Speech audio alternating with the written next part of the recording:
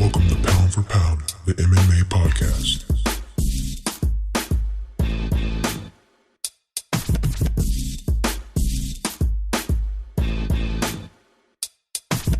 And now, coming to the mic, your host, Jalen Walker.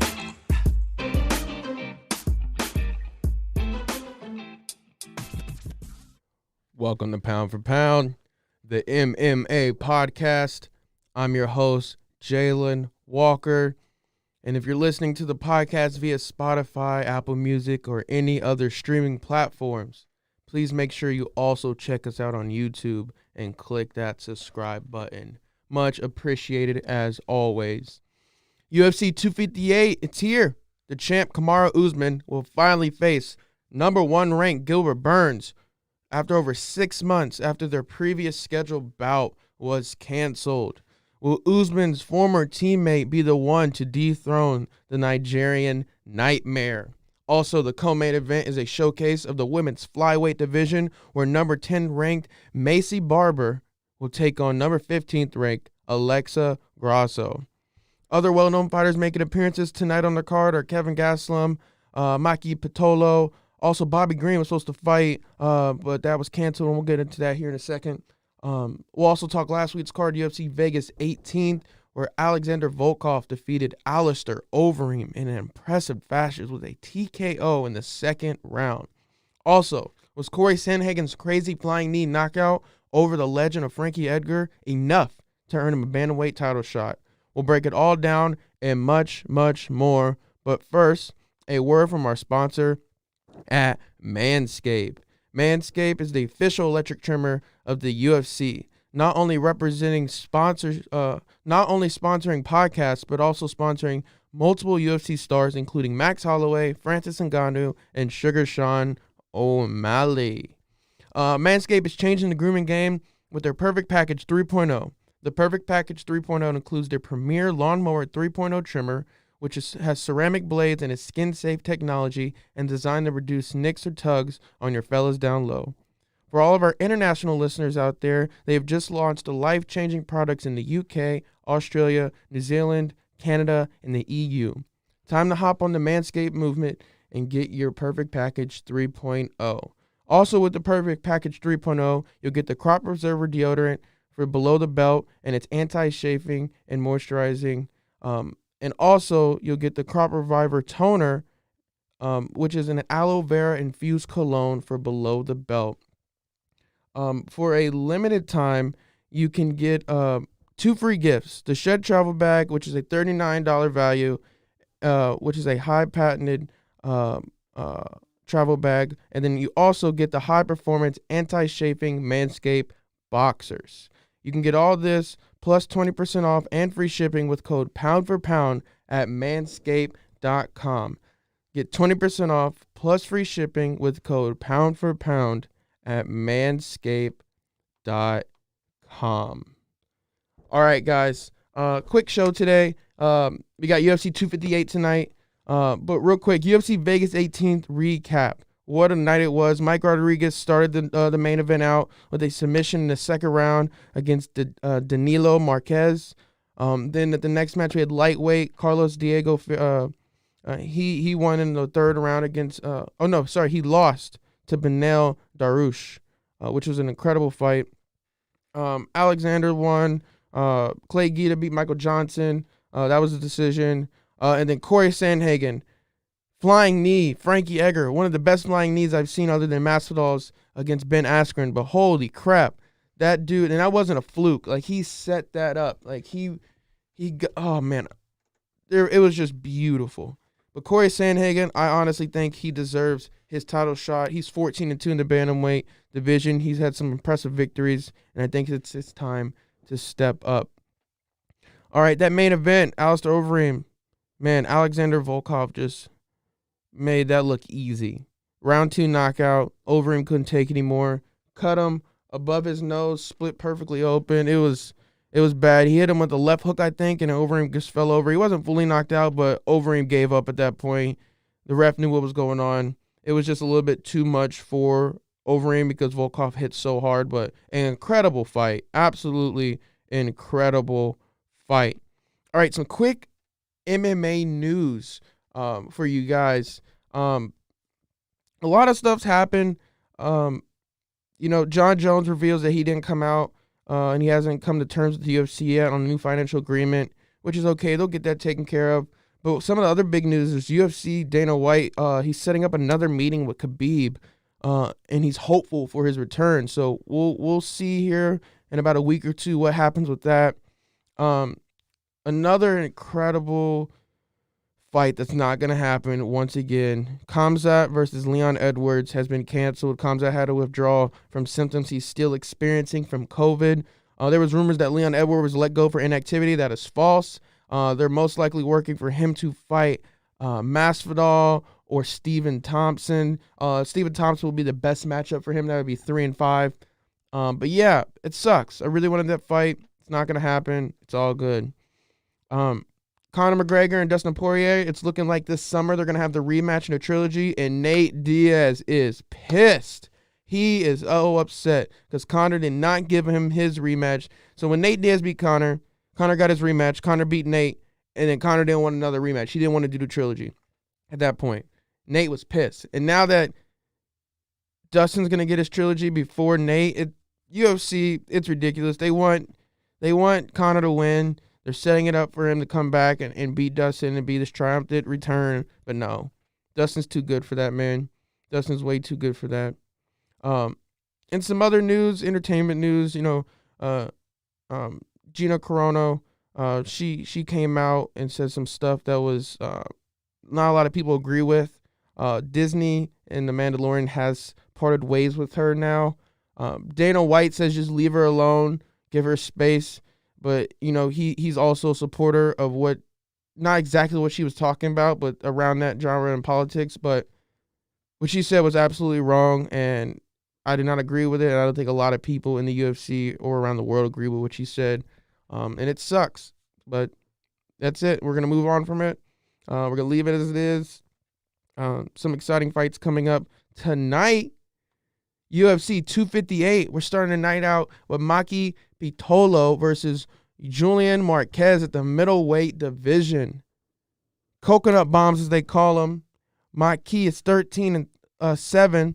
He has a bit of a rough stretch in his last 4 fights. He's won 1 out of 4 and is currently on a 2-fight skid looking to turn it around. He has 7 wins by knockout, 3 by submission, and 3 by decision.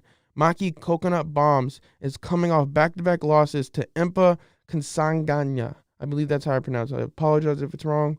And Darren Stewart last August. Prior to that, he had a TKO win over Charles Byrd in June, which allowed him to bounce back from a unanimous decision loss to Colin Turner in his 2019 UFC debut. Coconut Bombs has never looked impressive inside the octagon, but he's been very active with 3 fights over the span of 3 months last summer. His opponent, Julian Marquez, the Cuban Missile Crisis, as they like to call him, 7-2. Marquez has not fought since July of 2018.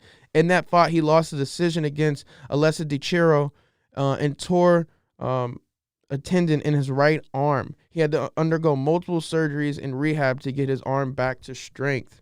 Prior to that, Marquez had landed a UFC contract after a brutal head kick knockout over Philip Halls on Dana White's Contender Series before going on to submit Darren Stewart in his promotion debut.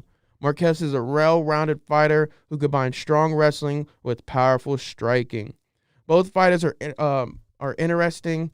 I think they both have solid power, but what it goes off of and what I've seen and what information I have to give Marquez the win, and it's most likely going to be TKO. So we're going Julian Marquez, the Cuban Missile Crisis, wins TKO over Maki Coconut Bombs Pitolo. All right, Jim Miller versus Bobby Green was canceled. Bobby Green passed out after his weigh-in a little bit, like 10, 15 minutes after he weighed in, completely passed out. They canceled the bout. They didn't cancel the bout because of him passing out. It came up that he actually has some lung and kidney issues right now, so it sucks. We're wishing the best for him. But in his place, in him and Jim Miller's place, Ricky Simon and Brian Keller are stepping up for the main card for the second fight. Ricky Simon is currently on a 2-fight winning streak as he approaches this next fight, and he's fresh off a submission victory against Gaetano Perello back in January. 5 wins by knockout, 3 by submission, and 9 by decision. He has strong wins over Montel Jackson, Ronnie. He's doing what he needs to do to make himself known in the UFC, and it's just time for Ricky. And he's getting a good opportunity here to be on a main card, and I'm excited for him. I don't want to be too much on the bandwagon with Ricky because Brian Keller, who he's going against, stepping into this matchup looking to build his winning streak, and he's a great fighter, man. His last fight was a first-round submission victory against Ray Rodriguez back in September of 2020. He has 8 wins by knockout, 10 by submission, and 4 by decision. After missing all of 2019 with an injury, though, he made up for his time in 2020, going 3-1 with 3 post-fight bonuses.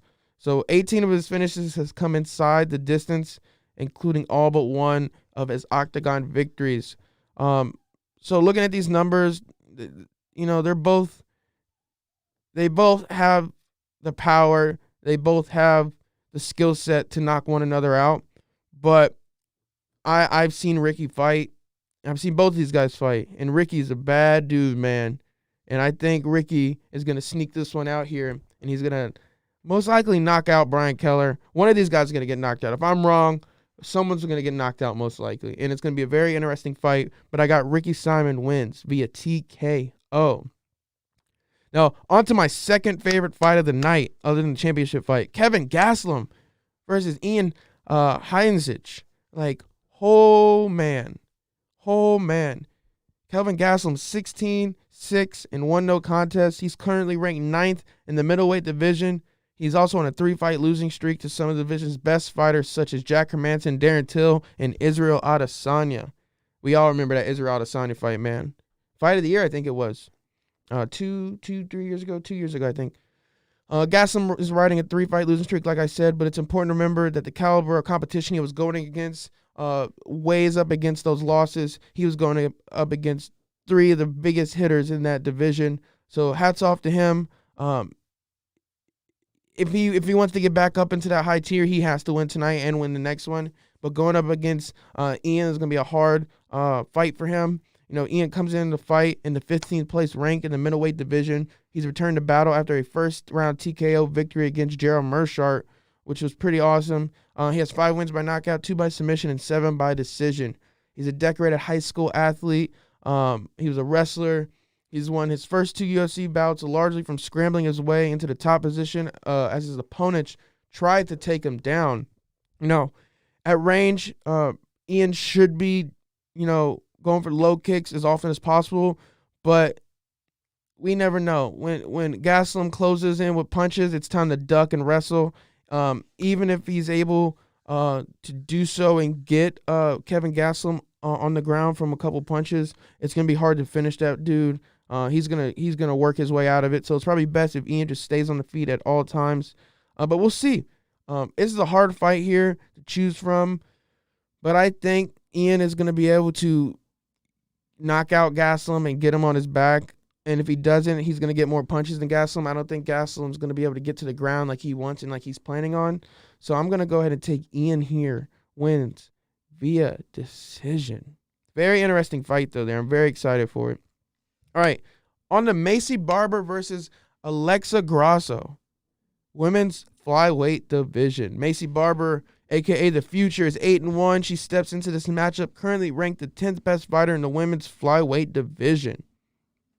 Her last bout was a unanimous decision loss to Roxanne Modafferi back in January of 2020. Excuse me. She has 5 wins by knockout, 2 by submission, and 1 by decision.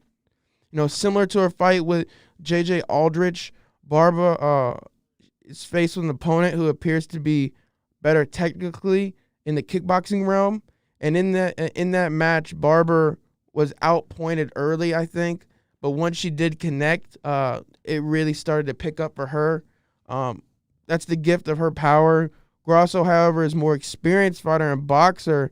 No one on her record appears to be incredibly hard hitting. So it's going to be interesting to see how she adapts to Maycee Barber. And Alexa Grasso, she's 12-3. She looks to climb the rankings as she's currently the 15th best fighter in the women's flyweight division, with her last fight being a unanimous decision victory against Jin Yeon Kim back in August of 2020. She has 4 wins by knockout, 8 by decision. I don't think she has any by submission, but all 4 of her knockout victories have been finished within the first round. You know, Grasso, she's a very solid boxer. She has those Mexican roots. She's been doing this for a long time. This isn't just something that she's just walking into. This is in her blood, and she's vicious when it comes to that striking game. And I think Maycee should watch out for that and be hesitant. But I think Maycee can hold her own. Both fighters have some strong points here. Barber looks to have a balanced resume, and Grasso is similar, but more towards a long-distance fight. Overall, this has potential to be a long-distance fight, most likely, and look for Barber to most likely, I think. Yeah, I'm going to go with it. I think Barber's going to take it in the long run with the decision or a TKO in the 3rd round. That's just what I think. But awesome fight here. There's just a lot wrapped up in it, and so much skill base here. Excuse me. But I'm excited to see how this plays out, especially for a co-main event. It'd be very, very exciting, and I'm happy for the 2 ladies getting a co-main event at UFC 258. Now, here we go. Kamaru Usman versus Gilbert Burns at the welterweight division for the title. At the start of 2015, Usman and Burns were both new to the UFC. Burns was 7-0, having just notched a couple wins in the octagon, and Usman's 5-1, where he had 2 expedition wins on the Ultimate Fighter. They were both poised for greatness, and Kamaru Usman has the title now, and Burns wants it. They were both teammates at one point. They trained together for years at Sanford MMA in Florida, with Usman even being in Burns' corner at some fights. It's going to be a very, very interesting fight. Usman, the Nigerian Nightmare, 17-1. He is the current welterweight champion and looking to defend his title. He's currently on a 16-fight winning streak, with 12 of those being UFC bouts, and has not lost since May of 2013. The boy has not stopped.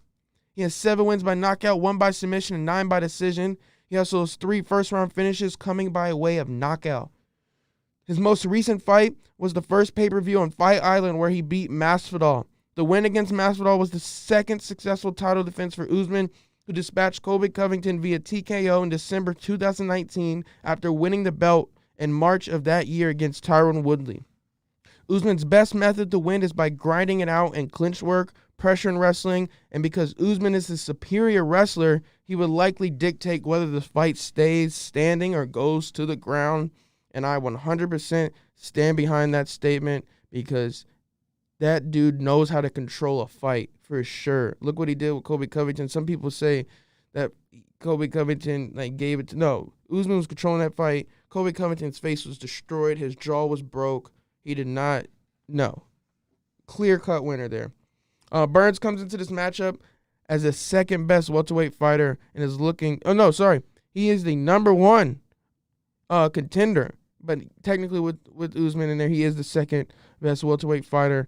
But he's looking to become the champion. He's currently on a 6-fight winning streak as he prepares for this fight. 6 wins by knockout, 8 by the submission, and 5 by decision.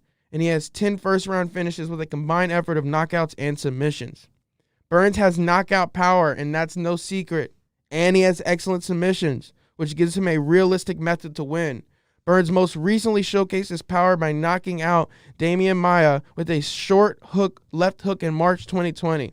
And he has also finished fights with brutal KOs that have had his opponent totally knocked out cold. If someone's going to knock out Kamaru Usman, it is going to be Gilbert Burns. If Usman is going to lose a title, it will be tonight, most likely. If not, I don't know who's going to step up and take it from him. I'm being honest. Burns is a beast. We haven't seen him in a while. He's been festering in the shadows. He wants this fight. He's hungry. He has been training nonstop since he had COVID last July at the first Fight Island and didn't get to fight Usman. This is his chance, and he's not going to let it slip away. So expect a gruesome fight, hard-hitting, adrenaline-filled. It's going to be amazing. But looking at these two on paper, excellent matchup. Burns has put together a very solid resume, and he's a great fighter. But when it comes to the overall MMA game, between these two fighters and skill sets, Usman outweighs Burns. And if Usman can avoid those haymakers from Burns and those knockout punches and not get to the ground, I think Usman can hold his own on the ground with Burns and prevent the submission, but he cannot take that many of those haymakers. He can maybe take one or two, but if Burns connects, Usman will go down. But I think Usman has a game plan. He's a smart fighter. He's going to stay away from those punches, and he's not going to let that happen. And I think Usman will win via decision. I think it's going to happen. I think he's going to hold on to his title. This will be his third title defense, successful title defense if he wins. But I'm excited for this fight. I'm excited for all the fights tonight. UFC 2021 has been going great so far. No disappointments really in any of the events. Some stale fights here and there, but they've been killing it. Tonight, early prelims start at 7 p.m. There's 2 fights, and then preliminary card starts at 8 p.m., and then the main card starts at 10 p.m., and they're at the UFC Apex, and I believe the first 2 early prelims and prelims are on UFC or ESPN Plus or UFC Fight Pass, I'm not sure, and then obviously the main card is a pay-per-view. So check it out tonight, guys. Looking forward to these fights. Kamaru Usman versus Gilbert Burns is finally happening. UFC 258. But yeah, guys, that's pretty much all I got for you today. We'll catch you next Saturday with Pound for Pound MMA podcast. But yeah, nothing much else. Please check us out on Spotify, Apple Music, and then also subscribe to our YouTube channel if you can. Shout out a Unanimous Network. We got some merch coming here soon. We'll let you guys know how to order it here in a minute. I was wearing it on the show last week. But yeah, nothing much. Nothing else we got here for you guys. But thanks for tuning in. I'm your host, Jalen Walker, and this is Pound for Pound MMA Podcast. Thanks, guys.